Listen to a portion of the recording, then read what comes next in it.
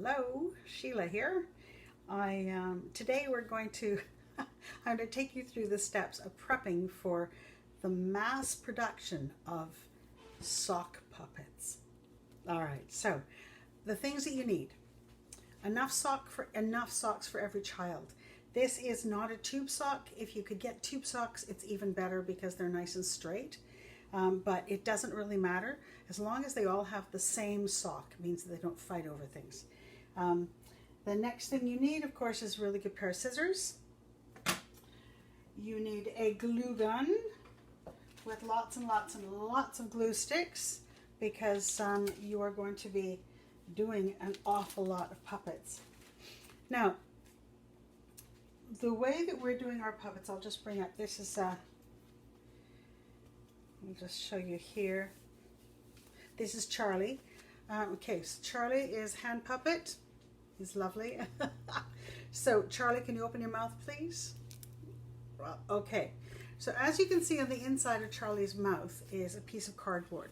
And I'm going to give you the template for this piece of cardboard. Yes, you can close your mouth now. Okay.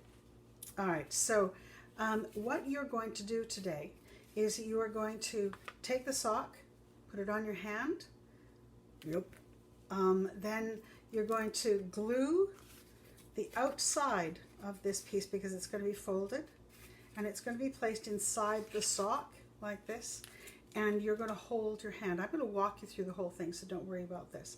What we're doing today is basically gluing in the mouth and putting on the eyes. All right, the rest of it is up to the kids, but because we may not have enough time to do much really fancy stuff, I wanted to make sure they had the basics already, and then they can go from there. So, cardboard.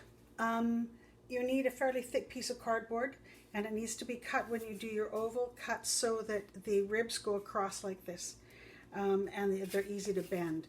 It's okay if it goes the other way. It's just a little bit hard for small hands to actually push the stuff down, so when they're talking, they don't have to push against the cardboard. So make sure that the little ridges go across it. And when you end up bending it to go into your sock, you're going to bend it so that there is a bit of an overlap like this. It just means, because of course most people's hands are longer up here and shorter down here. It also creates a great opportunity to have, you know, this little guy's got buck teeth, and when he talks it looks a little bit more interesting. This is Zazie. Zazie was done before, and Zazie, she's hard to use because what happened is that I put this too far back in her mouth, so it's really, really deep. And so as an adult, I really have to work. So it's important that you do that overlap. This is also a little bit narrower than Zazie's, as you can see, and that also helps. So really, really good for little people. All right. So you've got your piece of cardboard cut out. You've got your sock, put it on your hand. This every single time. You can't do it without putting the sock actually on your hand. So what you're going to do is you're going to feel it out. It's okay if it's all crumply here. So basically what you're doing is you're going to be gluing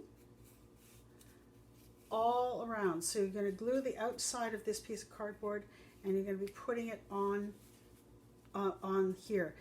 It will be a bit hot, so please be careful with your fingers, but this is something we don't want the little kids to do. We just want them to have fun and enjoy having the puppets, okay? So I'm going to glue this one. I'm going to show you what I'm talking about. Okay, so you glue the part that is going to be attached to the puppet itself. Be ample with the glue. It does take quite a long time to do as many as you may be needing to do. Turn it around here. All right. La la la la la la la. Everybody knows how to use a glue gun. There we go. Oh, I stupidly took my hand out of the sock, so I need to put it back on again. All right. It doesn't matter if the heel on this one is down or up. Now we're going to take the sock, we're going to place it right inside like this, and immediately it will be perfect for the top. The bottom is a bit trickier. You need to take your fingers and push the cloth of the sock right around so that it is really connecting with the glue.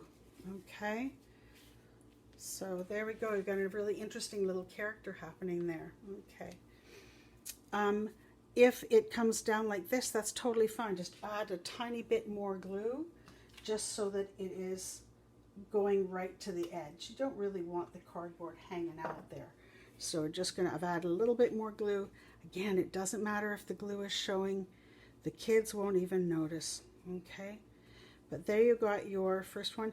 Make sure it's totally dry. And once that is done, you put it aside and let it dry thoroughly. So I'm going to really gently take this off here.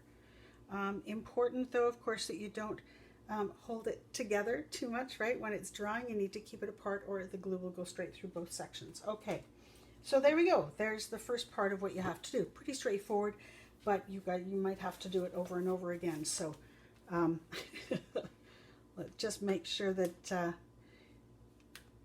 that you do all the little steps in between. All right, puppet eyes. They're all different sizes of styrofoam balls. This one is a little bit bigger than my thumb. If you get much bigger than that, it becomes too big for these puppets. As you can see with Charlie here, right, his eyes are half a ball each, and he actually has a nose that is made out of the same styrofoam ball. The other alternative for noses is, of course, to use, crinkle, crinkle, to use a ball, right? Different color. Very easy for us in our second part of this for kids to decorate because they're going to do the noses, they're going to do hair. All right, with the styrofoam balls, get yourself a really good sharp knife or a pair of scissors, right? There's a seam down the middle, use the seam. It basically you're just going to cut through. Turn it as you cut. I guess you can't really see what I'm doing. But as you can see, I've started to cut through. You're going to turn it as you cut through. Again, this is something that we need to do for our little ones. All right, it's going to come right through here. I had a knife prepared for this, but it's disappeared. So I'll just go with it. All right, so you can end up with 2 halves, right? Ta-da, 2 halves, yay.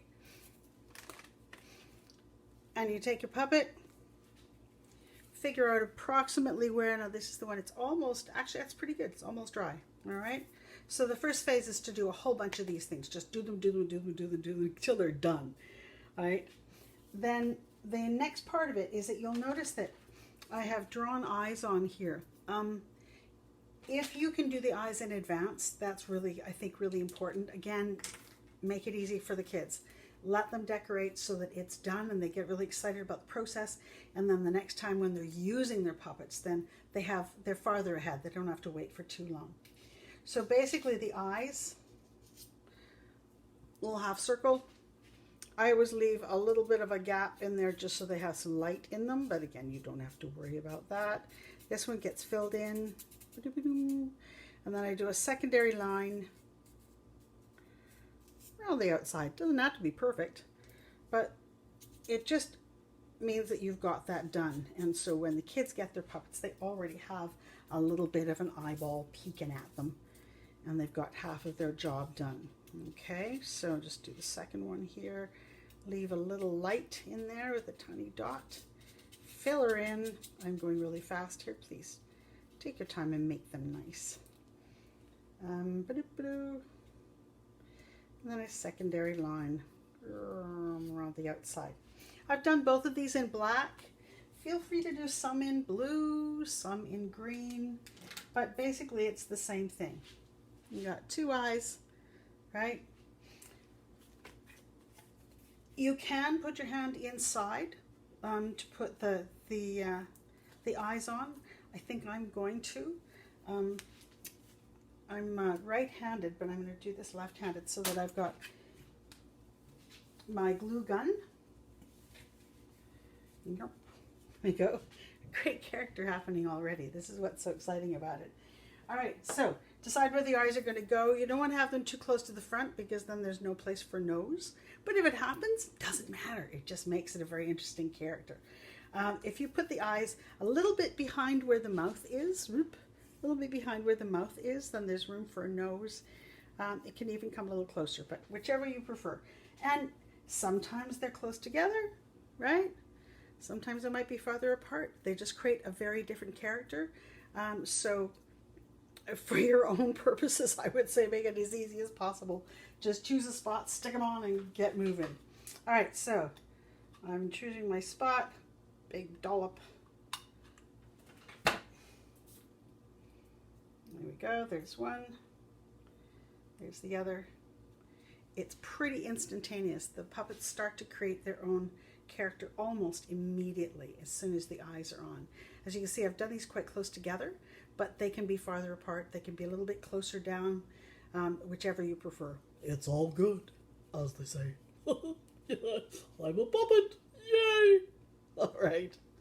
Okay, so that's the first big job. All right. And if you've got a lot of kids, you got to do a lot of puppets. All right.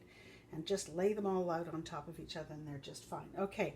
The next thing you need to do is once you've got all your puppets prepped, on the day, we are going to have some stations laid out so that we've got puppet noses, which could be a whole bunch of little balls, right? Like these, or even a couple of the half ones, like with Charlie, where you've just done nostrils, right?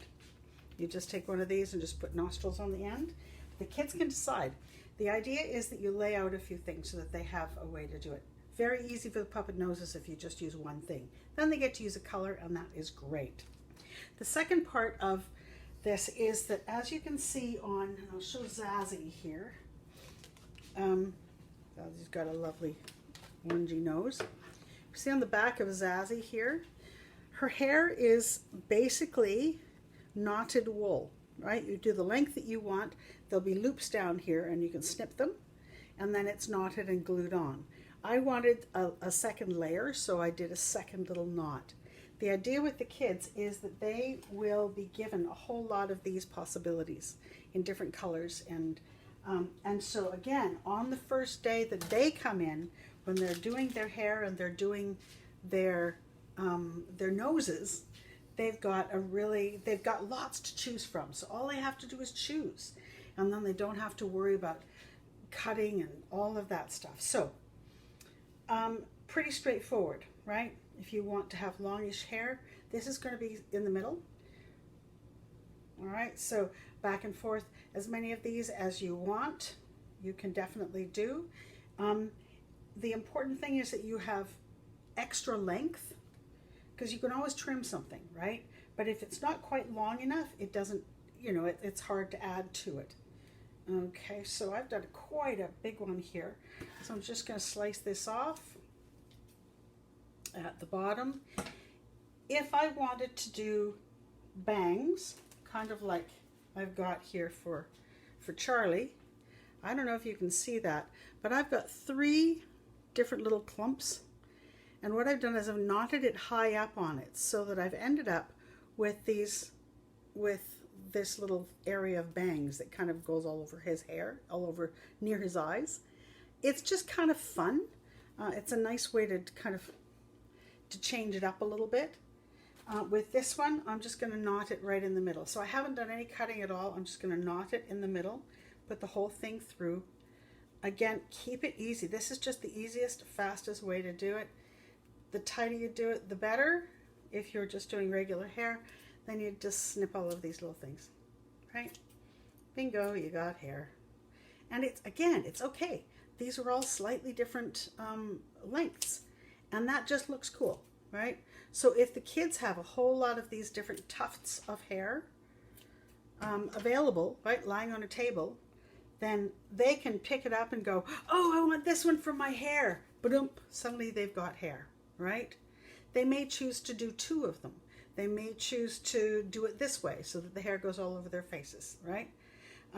Depending on where the knots are. But we need to prepare those things in advance. So when they come into the class and they get their puppets like this is what they'll receive. Then they can think about, oh, I want to have an orange nose, and we glue that on for them. And then